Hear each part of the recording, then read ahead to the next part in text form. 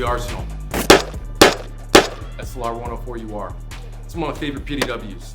It's kind of because of the barrel length and the application you would actually use the system. And here up next, we're gonna go into why. That's the first episode of QRC Reviews. My personal SLR, when I first had everything done, it was around 6 pounds, but now with everything I put on it, it's probably around closer to 7 pounds.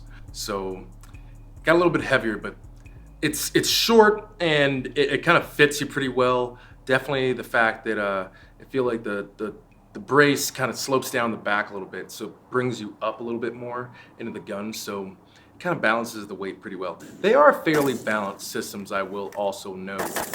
Barrels aren't too thick, so you don't get that nose heavy feeling with them. I also have the barrel threaded for your typical AR-15 style muzzle devices, so that opens you up to using a lot of different companies and manufacturers, but for me, I decided to stick with the Knight's Armament muzzle device. So as far as accessories go, on this crank, I have the Military Equipment Ukraine top rail, which gives you a Picatinny rail on top of the dust cover of the gun, which really modernizes the system and gives you a lot of variety as far as what you can put on top of the gun as far as red dots, EOTechs, so on and so forth.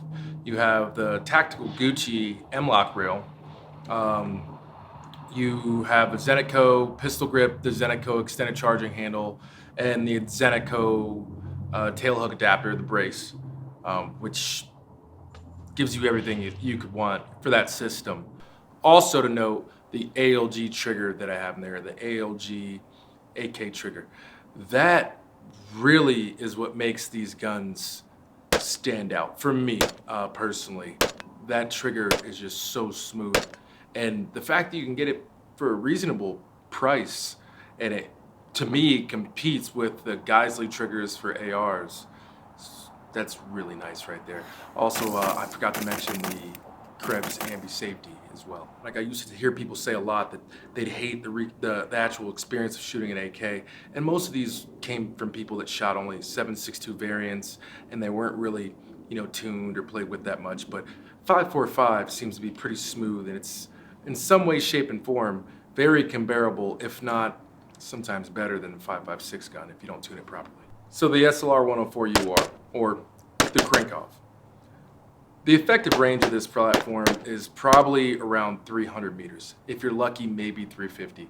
See, here's the thing, you're not gonna win any marksmanship competitions with this, definitely any long range competitions with this. This system was really primarily meant to engage things around 300 to 350 in worst case scenarios. I think they were issued out to RPG gunners, radio men, officers, tank crew, things like that. Really meant for targets out to that distance and range. Yeah, there are select different loads you can run for 5.45 that will shrink the groupings, but grouping shrinking doesn't really translate into better or more effective range. So, you're kind of stuck in between those ranges for that system. The manual of arms with the AK, it's definitely different than an AR, any Western type of platform that's out there. The big differences between the two. So, an AR, you're kind of spoiled with that. All of a sudden you run out, bang, bolt locks to the rear.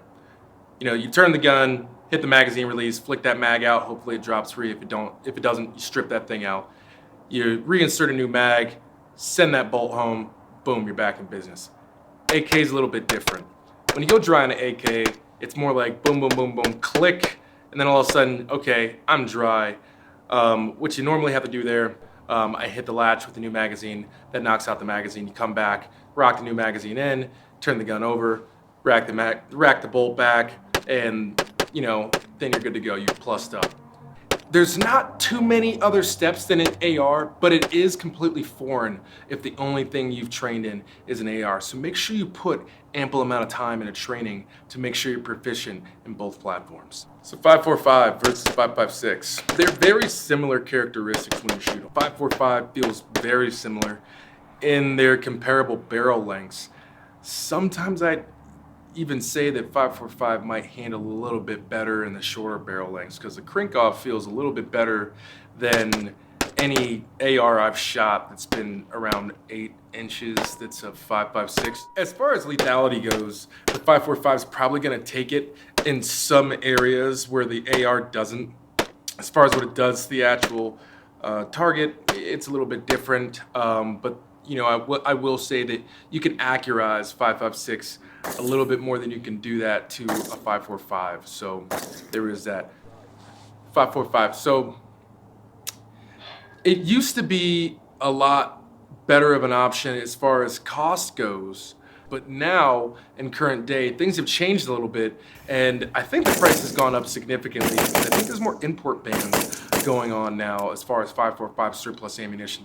Definitely if you plan on doing an SLR-104 or a Krinkov or any type of 5.45 platform AK, snag it up. Go ahead and grab it because it's definitely worth it. Just be mindful of which ones you get, because 7 and 6 is not exactly your marksmanship round.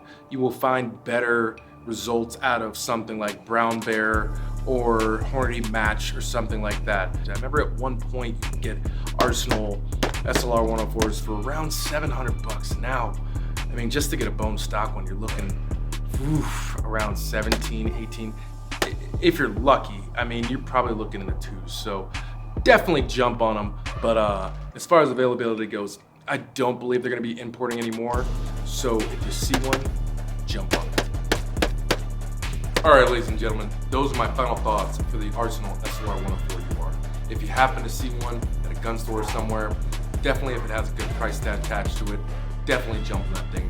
They're starting to become a little bit harder to get, so the rarity is going up. So make sure you jump on one if you see one. All right, thank you guys so much. That was your first episode of QRC Reviews. Make sure you like and subscribe, and I will see you guys next time.